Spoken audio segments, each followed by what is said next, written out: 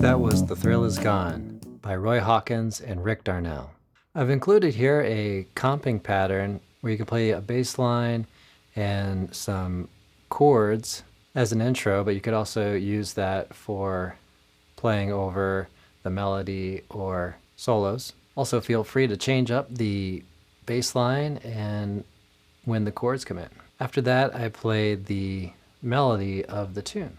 You can find a link to the comping pattern down in the description below, as well as the full arrangement if you like that.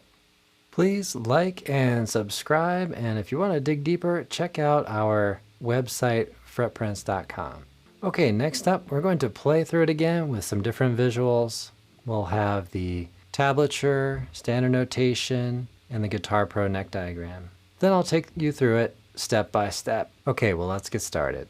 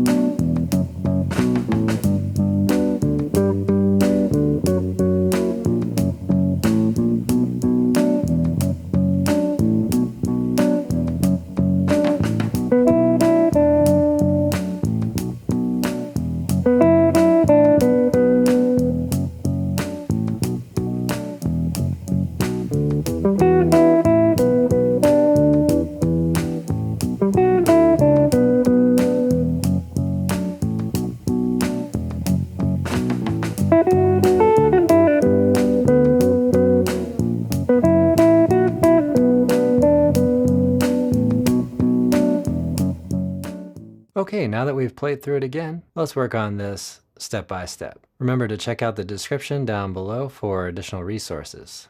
Okay, so here we have the comping, which you can use for an intro, or you can solo over the intro and use this for comping later, anywhere you like. Okay, so we're gonna play like this. We're gonna play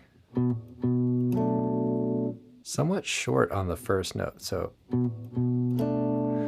you can choose to hold this or release it. And then we're gonna strum and then basically repeat. So that's the pattern.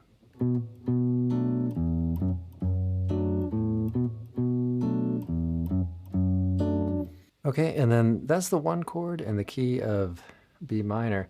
So we're really just repeating that. We're gonna play that basically 4 times, except the 4th time we're going to have a little walk up to the E minor. So we're gonna have, and then we play the E minor 7. And then we play that same pattern, but we're applied to the E minor 7. So I'm using fingers 1, 4, 2, and 3 to hold this. You could also play it with a bar, the finger 2, but I'd recommend using individual fingers, so it'll probably be a little easier to work with. Okay, so we play that. Again, this time is 2 measures. So on the measure 6, we're gonna play, and then we're gonna walk down, string 5, fret 4, and then we're back to the B minor.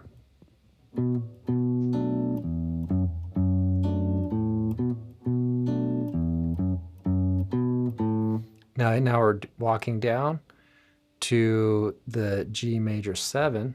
This is where things get a little more technically challenging. What I'm doing here is I'm barring with finger 1, moving across strings. So I'm really only going after strings 6 and 1. That way we can get G and F sharp all with just one finger. So it's crossing over that fret. And then we have the rest of the chord here. And then we want to give enough clearance on that string 4 to hit open. All right, we're going to play that just once. And then fret 5. And then open that up again. You could actually release the whole hand at this point. And then we're going to the F sharp 7, including string 1 there. And then we're walking up to the B minor, where we play.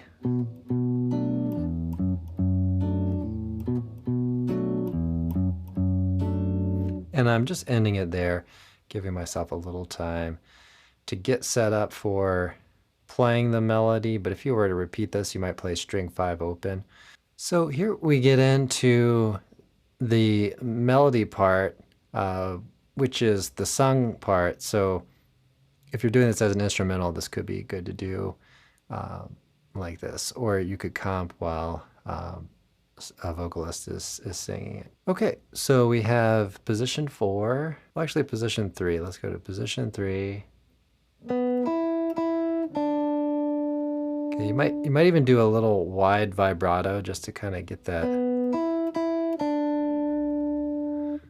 kind of feel about it. It feels like that seems appropriate to the style. Okay, and then we're gonna play.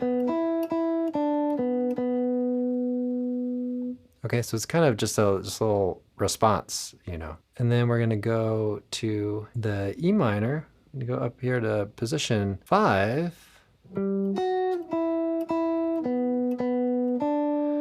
And then back to position 3 there. And then our slight response to that.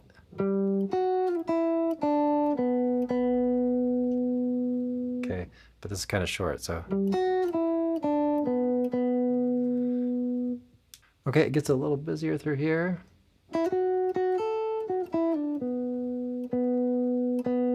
Okay, so some just kind of slurring.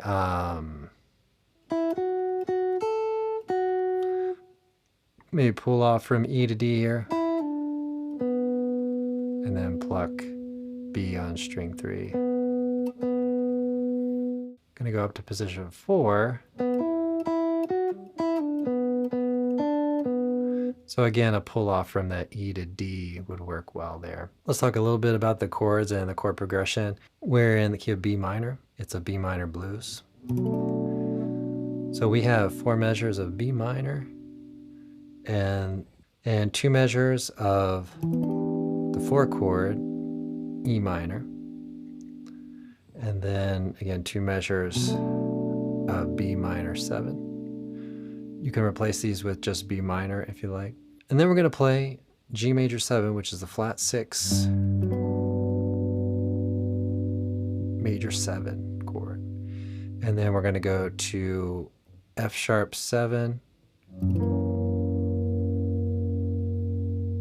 which is the 5 chord. And then we're gonna go back to the 1 chord for 2 more measures. So 1 measure on G major 7, 1 measure on F sharp 7, and then 2 measures on the B minor 7. And then that gives us 12 measures there. Soloing on B minor pentatonic